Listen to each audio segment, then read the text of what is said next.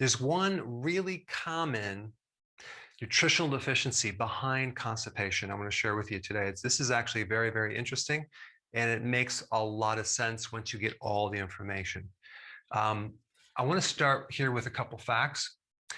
There are more nerves in your gut than there are in your spinal column. You also have a very long nerve called the vagus nerve that goes between your brain and your gut, and is bidirectional, which means it goes up and down. It carries information back and forth. Now, the vagus nerve is connected to the lower part of the brain called the brain stem. And in that brain stem, you have the core of something called the autonomic nervous system, the system that runs on automatic, okay? Now, many times people think there's just two parts to that. You have the sympathetic nervous system and the parasympathetic, but you have actually a third part. It's called the enteric. And so that is called the second brain, and it innervates the entire gut, and it's all nerve tissue. And the reason I'm telling you that is this. The brain stem, or shall I say the autonomic nervous system, is very vulnerable to thiamine deficiencies. That's vitamin B1 deficiencies. When you don't have enough thiamine, all sorts of things go wacko with the autonomic nervous system. And this especially relates to anything nerve, okay? Like the nerve innervation to the smooth muscle in your gut, which controls something called peristalsis. I mean, if you think about what constipation really is, it's a lack of peristalsis. The peristalsis is not working. You're not pumping waste through the body. And so it's stagnant. It's not in motion. If you've ever heard of a severe B1 deficiency, it's called beriberi. But there's a part of beriberi called gastrointestinal beriberi, which involves the blocking of peristalsis. Your intestines just don't pump anymore, so things just kind of sit there. And so this occurs because there is a B1 deficiency that is in the brain stem that controls all these nerves from above. The brain stem, and especially the autonomic nervous system, depend on getting enough B1. And so when they don't have enough, the vagus nerve cannot use acetylcholine to allow this to occur. And so acetylcholine is like a hormone within your nervous system, okay? It depends on vitamin B1. You see, you're supposed to eat food.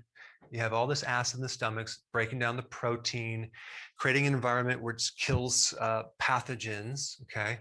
The absorption of certain minerals. And the food comes down this little pipe right here, and you have this little sac called the gallbladder that secretes bile that helps you start breaking down the fats with the help of the pancreas. And the pancreas also releases additional enzymes to break down this food stuff right here. And then you have the small intestine right here. And 90% of all the digestion occurs in the small intestine, right? And then it empties into the large intestine, where you have more digestion and fermentation of things that are not digested, or we don't have the capacity to digest, like fiber, and then it comes out through here. And so when people have constipation, we have a backup of this whole system. And so people will start taking probiotics, they'll start taking betaine hydrochloride, they'll take purified bile salts, they'll take enzymes, and sometimes they depend on either medication like laxatives or even herbal laxatives, which are much better. But when you have to keep taking something over and over and over, it's obvious that you haven't found the right problem. And I'm not against taking laxatives if they're herbal, as long as you at the same time try to correct what's really going on. Because the danger of constipation is greater than the danger of taking laxatives, because it's called auto-intoxication, where the waste just sits there, okay? It just sits there, it doesn't go through the body, and it can back up and create a lot of toxicity. Not only does a thiamine deficiency cause this peristalsis problem, but a thiamine deficiency also inhibits HCl in the stomach. It inhibits your stomach acid, okay? The stuff that you need to break down protein. So if you have undigested protein, that alone can cause constipation. You need this acid to also kill microbes, so you don't develop microbes in the wrong place, like in your small intestine, which is called small intestinal bacterial overgrowth, which comes from a lack of hydrochloric acid. So that's an interesting connection. Low vitamin B1, thiamine, also inhibits gastric motility. I'm talking about the motility of your stomach, not just your intestines, but the stomach motility too.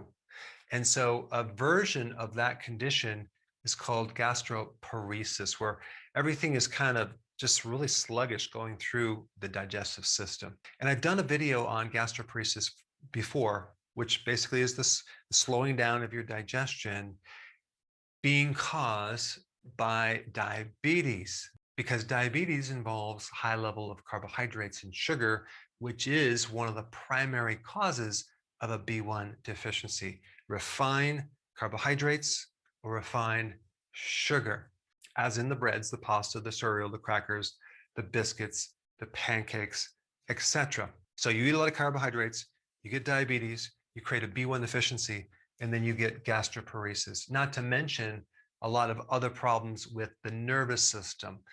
But this is a side note, by diabetics typically get peripheral neuropathy. The bottom of their feet becomes numb, burning, painful because of a lack of B1.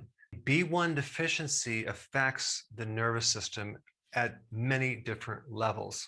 And so what we're talking about here is the relationship and connection between a B1 deficiency and your autonomic nervous system, which originates in the brainstem, but extends out through the vagus nerve and into the enteric nervous system. Now, a B1 deficiency can also inhibit pancreatic enzymes, okay? So now we can't release the enzymes to digest.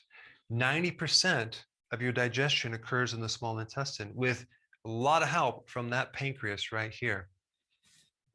Also, a B1 deficiency, like I just said, causes gastroparesis and another condition, which I'm going to define, biliary dyskinesia. Now, what is biliary dyskinesia? That is simply a sluggish gallbladder. The gallbladder should contract and release bile, but with this condition, it doesn't. It's sluggish, okay? So we're not talking about a lack of bile. We're just talking about the muscular, the soft tissue that's supposed to be contracting and releasing the bile. Well, you're going to actually have less bile to help you digest. And that all comes from a B1 deficiency. So as you can see, the common thread behind constipation is a lack of thiamine. Now, if you're going to take a thiamine remedy, B1 remedy, I would highly recommend you find one that is natural, not synthetic. Now, since we're on the topic of B1, there's a lot more to know about it. It's a fascinating vitamin. You should check out this video I did at one of my summits. I'll put it up right here. Check it out.